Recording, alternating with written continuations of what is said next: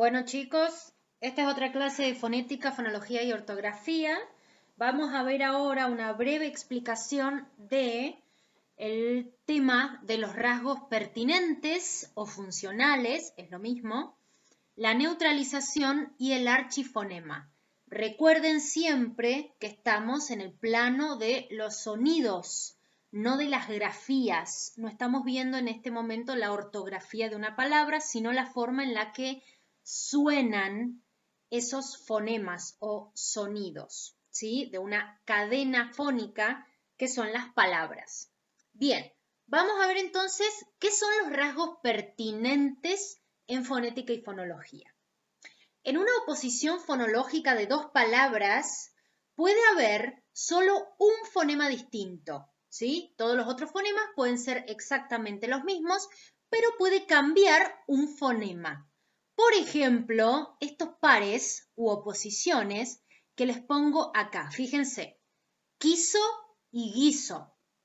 Es una oposición de dos palabras en las que los fonemas K, el oclusivo, perdón, velar y sordo, que es la K de quiso, y la que conocemos como la letra G, pero es el fonema G, guiso, son dos rasgos pertinentes porque nos cambian el significado de la palabra. Uno es el verbo querer, proviene del verbo querer en pretérito perfecto, y el otro es una comida, ¿sí? ¿Se dan cuenta? Es una oposición fonológica de dos palabras en las que solamente hay un fonema que cambia, porque todos los otros son iguales. Ahora, ese fonema que cambia distingue significado. Son dos palabras totalmente distintas. Lo mismo casa, gasa, ¿sí? Una cosa es un apósito que usamos para hacer curaciones en enfermería, por ejemplo, y lo otro es el hogar donde uno vive, etcétera, etcétera. ¿Sí se dan cuenta? La oposición está en el rasgo pertinente K, el fonema K y el fonema GI. ¿Sí? En esos casos dijimos que los rasgos son pertinentes porque distinguen el significado de las palabras. Es decir, las palabras cambian el significado solamente por ese detalle que es un fonema en toda la cadena fónica, que es la palabra. Ahora bien, ¿qué pasa cuando esos rasgos no son pertinentes? Se produce una neutralización. La neutralización entonces se produce cuando una oposición de palabras deja de ser pertinente en ciertas posiciones de la cadena hablada. Por ejemplo, el ejemplo que les doy siempre, pero perro, ahí los fonemas vibrante simple y vibrante múltiple sí son pertinentes, porque cambian el significado de la palabra. No es lo mismo decir pero que decir perro. Una es vibrante simple, la otra es vibrante múltiple y nos cambia el significado. Por lo tanto, no hay una neutralización, porque son rasgos pertinentes. Pero esos mismos fonemas en otra cadena fónica, en otra palabra, en otras oposiciones, en otros pares de palabras, digámoslo así, pueden significar exactamente lo mismo, por más que uno lo pronuncie como una vibrante simple o como una vibrante múltiple. Por ejemplo, cortar. Yo puedo decir cortar o puedo decir cortar. ¿Sí? Se puede percibir, prueben hacerlo ustedes también, y se van a dar cuenta que las R's o eres, tanto simples como múltiples, se pueden pronunciar sin que cambie el significado de la palabra. Entonces, ahí no habría una oposición, ahí no hay un rasgo pertinente, ese rasgo es no pertinente.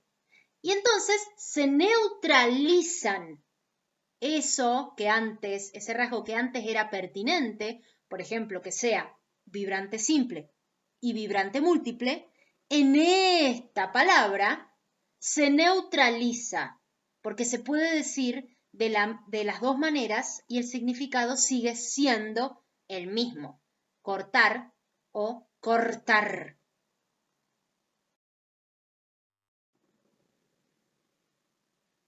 Entonces, la neutralización consiste en la eliminación de la oposición, que es esa diferencia entre dos fonemas de un determinado contexto. Cuando decimos contexto, decimos de la palabra, ¿sí? De la cadena fónica o de la palabra.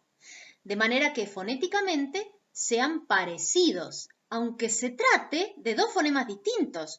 Porque, repito, el fonema vibrante simple, R, y vibrante múltiple, R, son dos fonemas distintos, pero pueden sonar parecidos sin que me cambie el significado de la palabra. Entonces, eso es una neutralización. Se eliminan las diferencias entre eso que antes, en otra palabra, eran rasgos pertinentes. En algunas otras palabras, pueden no ser pertinentes. Se neutralizan y lo que nos da de resultado es el archifonema, que lo ponemos, acuérdense siempre, con la mayúscula. Y siempre se encuentra al final de sílaba, ¿sí? Nunca se encuentra en otro lugar del contexto o de la palabra. Siempre se encuentra al final de sílaba.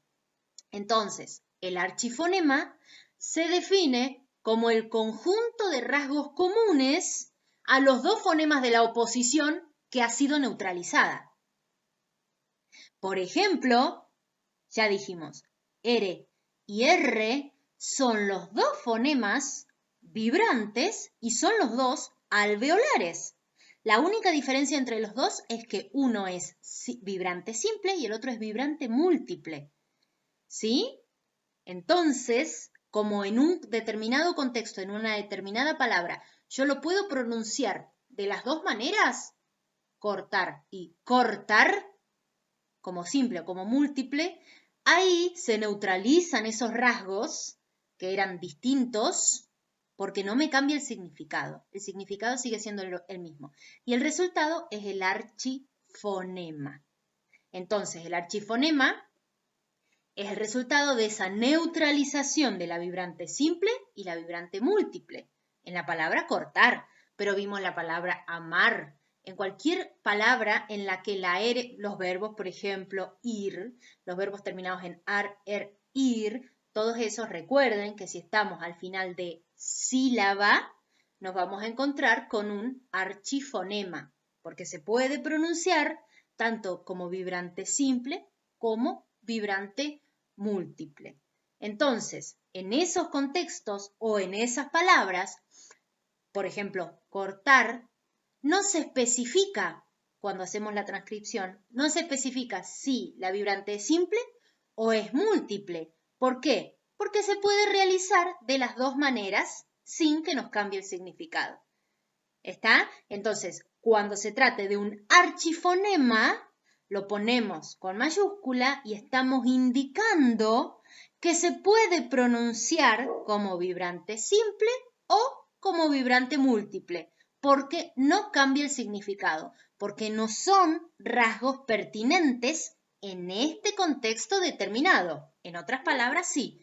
Repito, en esa oposición pero y perro son rasgos pertinentes, que sea vibrante simple o que sea vibrante múltiple. Pero en las palabras como cortar, amar, ir, salir, no es un rasgo pertinente. Y esos rasgos se neutralizan, dando como resultado un archifonema, porque puedo pronunciar la R y la R de las dos maneras sin que cambie el significado. Bueno, espero que se haya entendido.